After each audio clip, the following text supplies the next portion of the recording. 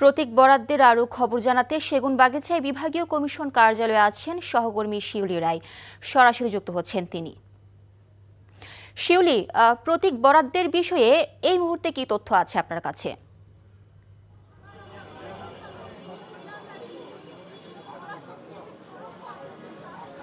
জি মিলি, আপনি জানেন যে আজকে কিন্তু সকাল 9:30 থেকে কিন্তু ঢাকা শহরের 20টি আসনের প্রতীক বরাদ্দ কিন্তু শুরু হয়েছে এবং সারা দেশের 300টি আসনেরও প্রতীক বরাদ্দ শুরু হয়েছে। তো আমি এই মুহূর্তে আছি সেগুনবাগিচাতে। এখানে সকাল থেকে ইতিমধ্যে ঢাকার 4, 5, 6, 7 এবং 8 এই আসনগুলিতে প্রতীক বরাদ্দ হচ্ছে অলরেডি প্রতীক দিয়ে দেওয়া হয়েছে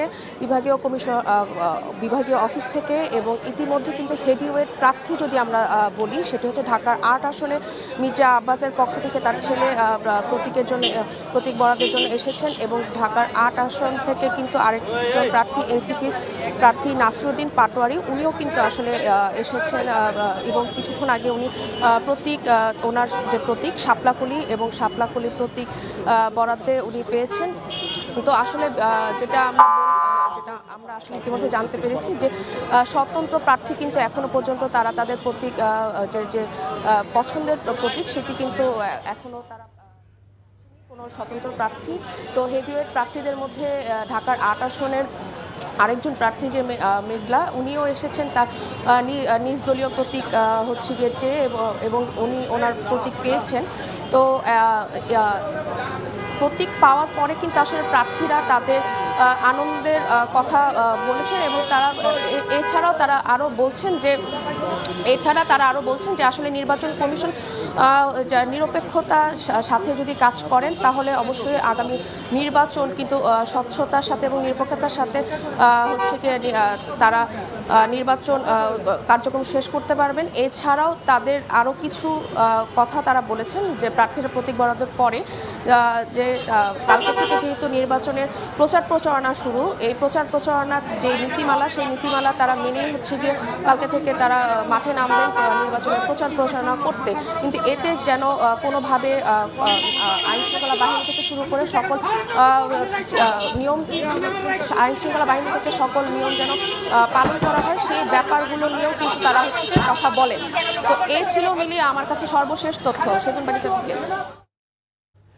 জানছিলাম প্রতীক বরাদ্দের খবর। নির্বাচনকে কেন্দ্র করে দেশের বিভিন্ন আসনের প্রার্থীদের মাঝে প্রতীক বরাদ্দ দেওয়া হয়েছে।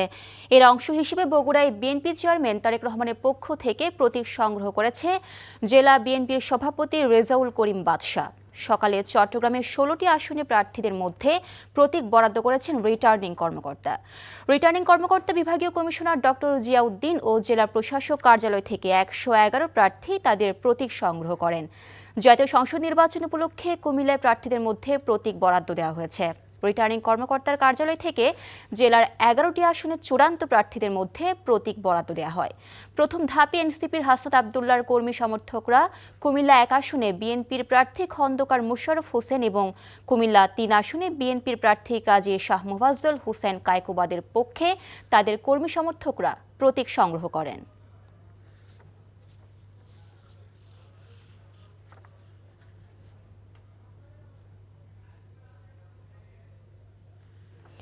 প্রতীক বরাদ্দের আরও খবর জানাতে কুমিল্লা থেকে যুক্ত হচ্ছেন আমাদের স্থানীয় প্রতিনিধি মাহফুজ নান্টু।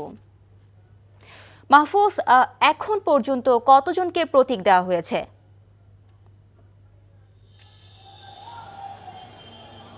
মিলি, আপনাকে জানিয়ে রাখি, সকাল থেকে ত্রয়োদশ জাতীয় সংসদ নির্বাচনের প্রতীক বরাদ্দ দেওয়া হয়েছে এবং এখনো প্রতীক বরাদ্দ চলছে। প্রথম ধাপে কিন্তু কুমিল্লার 11টি আসনের মধ্যে 6টি আসনের প্রার্থীদের মধ্যে প্রতীক বরাদ্দ দেওয়া হয়েছে, যার মধ্যে অন্তত 40 জন প্রার্থী প্রতীক বরাদ্দ পেয়েছেন। তবে প্রার্থীদের অনেকেই এসেছেন, অনেকেই আবার কর্মী সমর্থকরা তাদের প্রতীক গ্রহণ করেছেন। আমরা যদি বলি যে কুমিল্লার 4 দেবিদ্বার আসনে এনসিপির হাসনাত আবদুল্লাহর পক্ষ থেকে তার কর্মী সমর্থকরা তাদের প্রতীক বরাদ্দ পেয়েছেন এবং কুমিল্লা 1 যিনি রয়েছেন বিএনপি প্রার্থী খন্দকার মোশাররফ হোসেন, তারও সমকর্মী সমর্থকরা প্রতীক গ্রহণ করেছেন এবং সাবেক মন্ত্রী যিনি ছিলেন বিএনপি প্রার্থী কুমিল্লা 3 আসনের বিএনপি প্রার্থী কাজী শাহ মোফাজ্জল হোসেন কায়কোবাদ, তার পক্ষেও তার কর্মী সমর্থকরা প্রতীক গ্রহণ করেছেন। এছাড়াও আমরা যদি বলি যে গতকাল যাত্রায় মনোনয়ন প্রত্যাহার শেষ পর্যন্ত কিন্তু 80 জন প্রার্থীর মনোনয়ন রয়েছে এবং 10 জন প্রার্থী তাদের মনোনয়ন প্রত্যাহার করেছে।